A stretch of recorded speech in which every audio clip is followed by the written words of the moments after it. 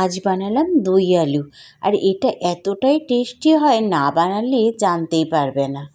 এখানে আলুগুলোকে আমি বড় বড় করে কেটে নিয়েছি, আর এখানে আলুগুলোর মধ্যে আমি লবণ, হলুদ আর কাশ্মীরি লঙ্কার গুঁড়ো দিয়ে ভালো করে মাখিয়ে রেখে দেব। আর এদিকে একটা দইয়ের মিশ্রণ বানিয়ে নিচ্ছি। এখানে বাটিতে আমি 2 চামচ ভরে ভরে দই নিয়েছি, আর এই দইটা কিন্তু মিষ্টি দই হবে না, টক দই নিতে হবে। আর দইয়ের মধ্যে কিছু মশলা মিশিয়ে নিচ্ছি। এখানে নিয়ে নিলাম পরিমাণ মতো হলুদ গুঁড়ো, কাশ্মীরি লঙ্কার গুঁড়ো নিয়েছি, আর জিরের গুঁড়ো নিয়েছি, 1/2 চামচ নিয়েছি ধনের গুঁড়ো, আর নিয়েছি এখানে লাল লঙ্কার গুঁড়ো অল্প নিয়েছি। দিয়ে এটাকে খুব ভালো করে মিশিয়ে নেব। মশলাটাকে মেশানো হয়ে গেলে এদিকে গ্যাসে বসিয়ে দেবো কড়াই, আর কড়াইয়ে আগে থেকেই আমি তেল নিয়ে নিয়েছিলাম। আর এদিকে মশলা একটা করে নেব। টমেটো নিয়েছি গোটা একটা পেঁয়াজ, রসুন, কাঁচা লঙ্কা আর আদা নিয়ে একটা পেস্ট বানিয়ে নেব। এদিকে তেল গরম হলে আলুগুলোকে ভেজে নেব। আর আলু ভাজার সময় আপনারা মানে আঁচ বেশি দিয়েও রাখতে পারেন, আর কম আঁচেও ভাজতে পারেন। আলুগুলোকে এরকম ভেজে নেব।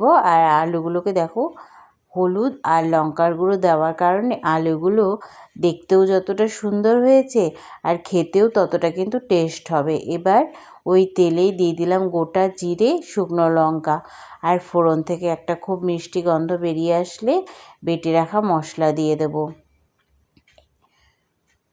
আর মশলার বাটিতে দেখো কত মশলা লেগে আছে, তাই অল্প জল দিয়ে মশলাটাকে ধুয়ে দিয়ে দেব। এবার মশলাটা খুব ভালোভাবে কষানো হয়ে গেলে দইয়ের মিশ্রণ দিয়ে দেব। দইটাকে যখন দেব মশলার মধ্যে, তখন গ্যাসের আঁচটাকে কমিয়ে দিয়ে দেব। এবার ওপর দিয়ে দিয়ে দিলাম কসুরি মেথি, আর দিয়ে দিলাম 1 চামচ মতো চিনি। যেহেতু টমেটো আর দই দুটোই দেওয়া হয়েছে, একটু টক হয়ে যাবে, তাই জন্যে টেস্টের ব্যালেন্সের জন্যে 1 চামচ চিনি দিয়ে দিলাম। এবার ঝোল ফুটে উঠলে আলুগুলো দিয়ে দিলাম। দেখো আলু আর একটু সেদ্ধ হবে, তার জন্য আবার কিছুক্ষণের জন্য ঢেকে রাখলাম। এবার ঢাকা সরিয়ে 1 চামচ মতো লবণ দিয়ে দিলাম। আমি কিন্তু প্রথমেই লবণ দিইনি, এখন লবণ দিয়ে আবার কিছুক্ষণের জন্য স্ট্যান্ডিং টাইমে রেখে দিলাম। দেখো দেখতেও কত সুন্দর হয়েছে, কালারটাও কত সুন্দর হয়েছে, খেতেও কিন্তু ততটাই সুন্দর হয়েছিল। এটা দিয়ে লুচি, পরোটা, ভাত সব কিছু খাওয়া যায়।